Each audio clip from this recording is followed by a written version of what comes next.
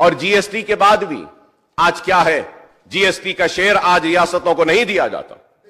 GST जो कुछ भी है आज नहीं दिया गया। और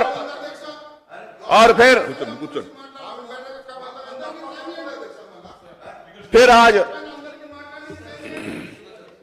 सीएम गारू అధ్యక్ష అక్బరుద్దీన్ గారికి మీరే చెప్పినారు, దాని గురించి సెపరేట్ రిజల్యూషన్ ఉంది, మాట్లాడదామని చెప్పినారు. రాజాసింగ్ గారికి కూడా నేను చెప్తా ఉన్నాను, జీఎస్టీ డబ్బులు ఐజీఎస్టీ డబ్బులు రెండు ప్రభుత్వాలు కలిసి నిర్వహిస్తున్నటువంటి ట్యాక్స్, దాని పరిమితుల్ని అక్బరుద్దీన్ గారు చెప్తున్నది 100% వాస్తవం,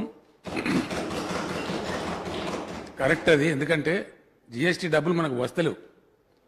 డెఫినెట్లీ మన రాష్ట్రానికి రావాల్సిన హక్కు రానప్పుడు శాసనసభలో ఉండి అందరూ మాట్లాడచ్చు, మీరు కూడా దాని మీద మాట్లాడచ్చు. లెక్కలు కూడా ఉన్నాయి, వివరాలు కూడా ఉన్నాయి, మీరు తొందరపడాల్సిన అవసరం లేదు. అక్బరుద్దీన్ గారు ఓన్లీ సిఏఏ మీద ఎన్పిఆర్ మీద మాట్లాడుతున్నారు, స్పీకర్ గారే చెప్పినారు, వారి సబ్జెక్టులోకి వచ్చినారు ఆల్రెడీ.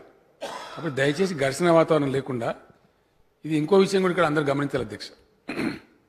ఈ ఎన్పిఆర్ విషయంలో, సిఏఏ విషయంలో కావచ్చు, జీఎస్టీ విషయంలో కావచ్చు, డెఫినెట్గా ఏ పార్టీకి ఉండే ఆ పార్టీకి అభిప్రాయాలు స్పష్టంగా ఉంటాయి.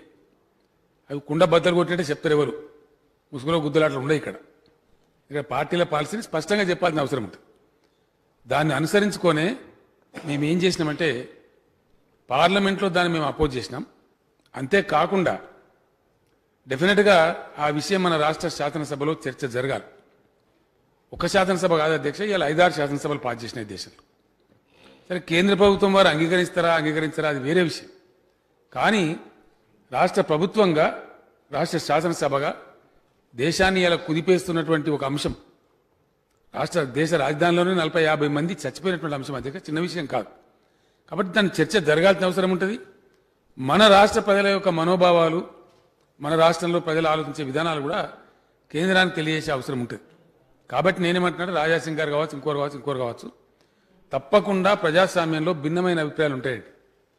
ఇదే సిఏఏ విషయంలో భారతీయ జనతా పార్టీ వాళ్ళకు ఒక అభిప్రాయం ఉండవచ్చు, కమ్యూనిస్ట్ వాళ్ళకి ఇంకో అభిప్రాయం ఉండవచ్చు, మా టీఆర్ఎస్కి ఇంకో అభిప్రాయం ఉండవచ్చు, మజ్లిస్ పార్టీ వారికి ఇంకో అభిప్రాయం ఉండవచ్చు, కాంగ్రెస్ వారికి ఇంకో అభిప్రాయం ఉండవచ్చు. భిన్న అభిప్రాయాలు ఉండేదే ప్రజాస్వామ్యం. ఎవరం చెప్పేదైనా సరే ఓపిక అందరం విందాం. ఫైనల్గా గౌరవ సభ తీర్మానం ఆమోదించి పంపించేటప్పుడు అందరం కూడా చర్చ పెడదాం. నేను కోరుతున్నది ఏంటంటే అధ్యక్ష, దీని విషయంలో చాలా అపోహల్ని, చాలా అనుమానాలని